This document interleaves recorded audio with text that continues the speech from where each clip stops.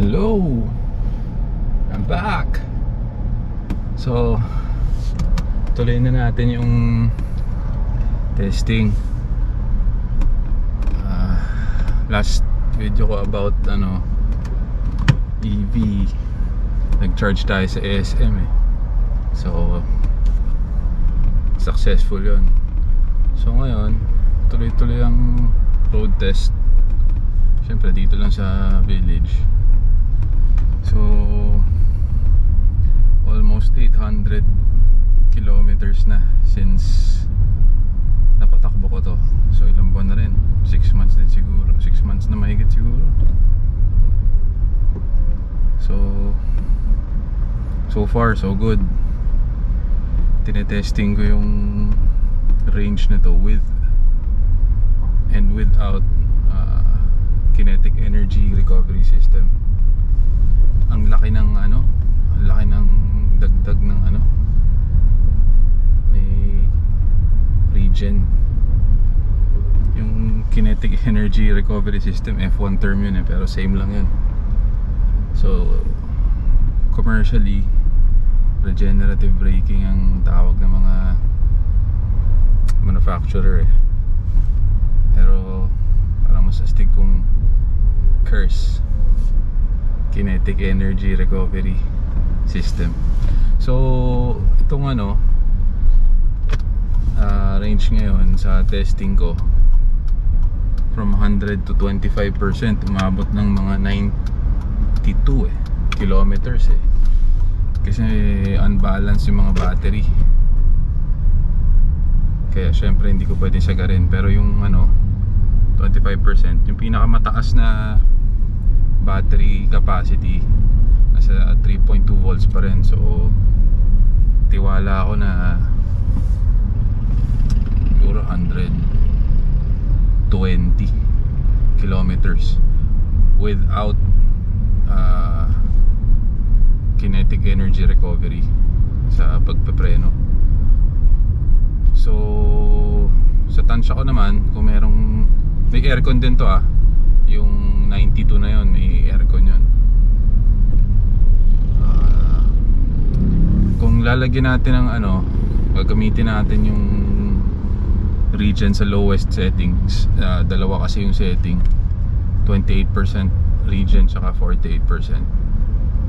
So sa 28%, tinetest ko siya, parang plus 80% eh. So 200 yun sa 28 kilowatt hour na battery pack, 200 kilometers, not bad.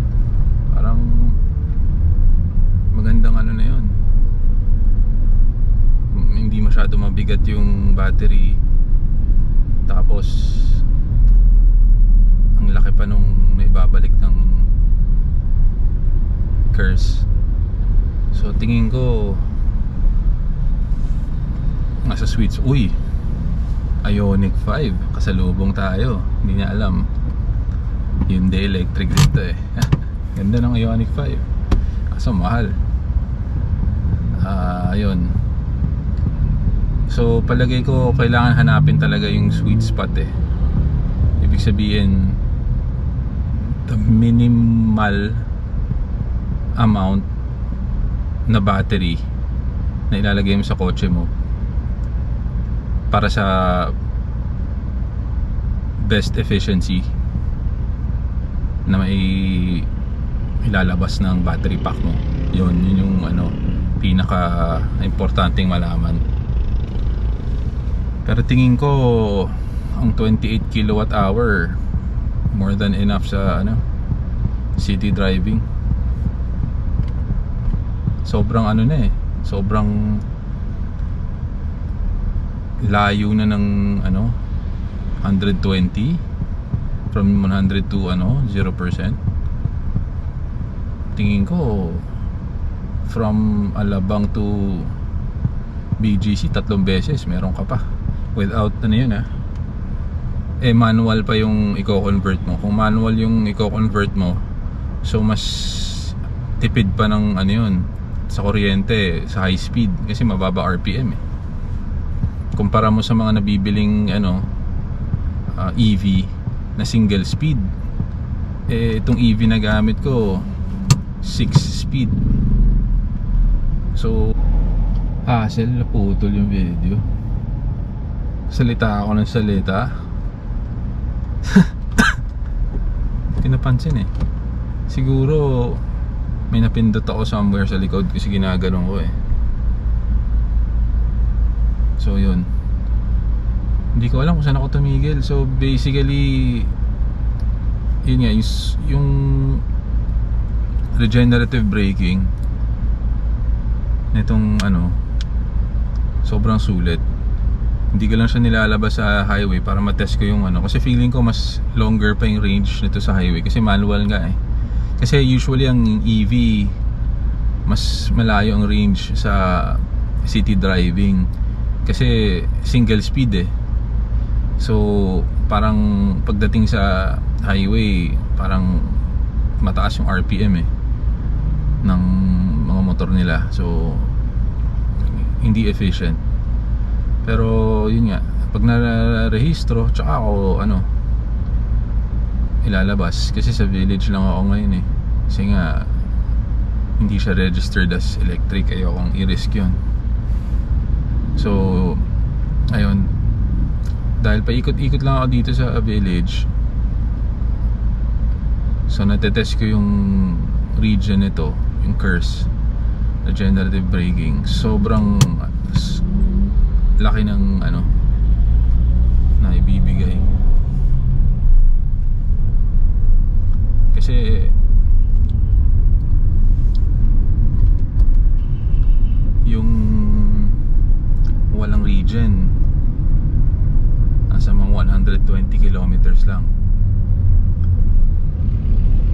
pero tingin ko pag may region kaya 200 city driving with aircon. So tingin ko more than yun, my expectation. Kasi ang expectation ko lang dati region plus 10% ganyan, kasi yun ang nababasa ko, hindi ko pa natetest. Pero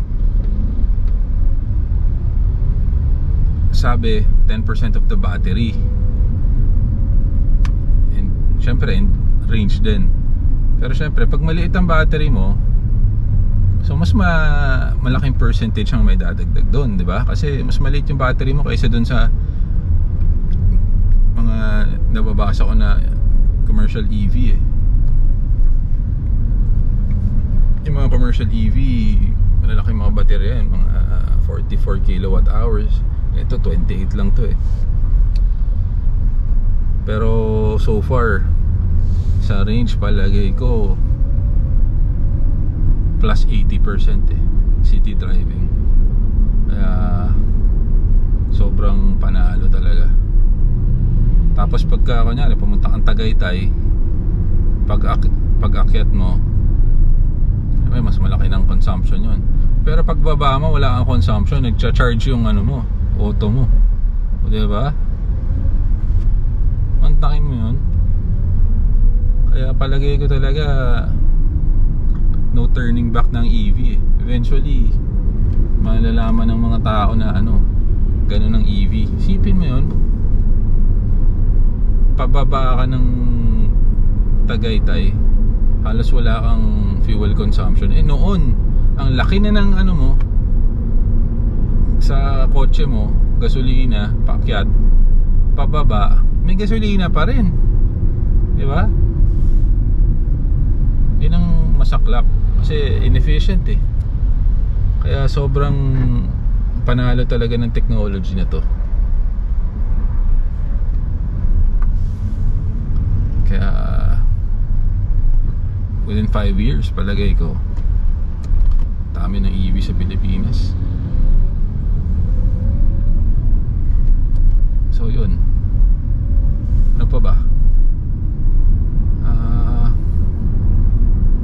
For now yun lang, kasi tinetesting ko lang to once in a while nilalabas ko sa village agad sa nakaipon ako ng 800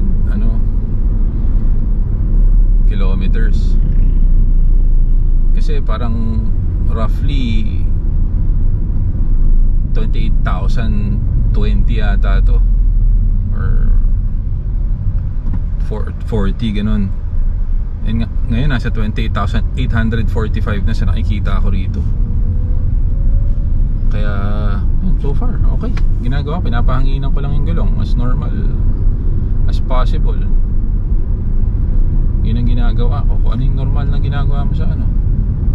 Tapos lagi na ako naka-region na low setting, 28%. Hindi ko nga ginagamit yung high setting kasi parang OA naka-fix lang sa region.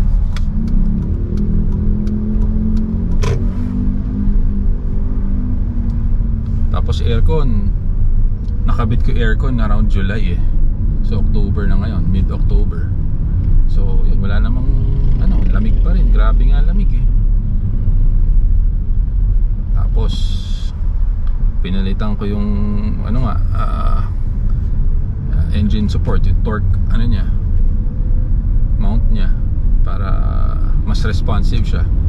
Kasi sa sobrang lambot ng rubber nito, mounts nung una, hindi ka na kasi nagtitimpla sa clutch kaya parang yung power parang instant. So pag tinapakan ka mong ganun, mag-aano pa siya, maglalaro pa yung rubber mount niya bago niya mapaikot talaga yung gulong hanggang sa mag-settle yung mount na yun. Pagka polyurethane mount ka, ang mangyayari doon minimal na lang ang galaw, kaya mas responsive. Kaya yun, pagka magko-convert ka, palitan mo man lang yung torque mount.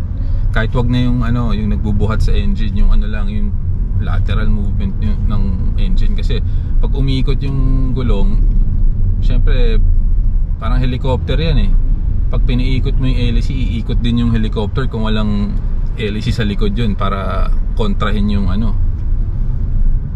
puwersa. So ganun din sa sasakyan. Kailangan mas may magkokontra agad para yung power nandun na sa gulong, hindi na babalik. So yun, sobrang tahimik. Ganda nga lagyan ng insulation to para pabingi ka sa loob So yun lang muna, palike na lang ng video. Kung may tanong kayo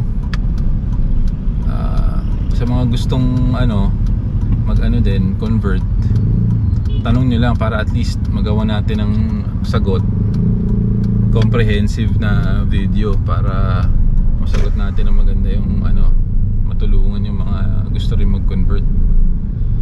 May nagko-comment na tayo daw ng company. Depende yan sa hindi madali magtayo ng company, pero at least sa mga magkaroon ng community, sa mga do it yourself ang gusto mag-convert, yun. Kasi pinagdaanan ko yung bawat step pagbili, research.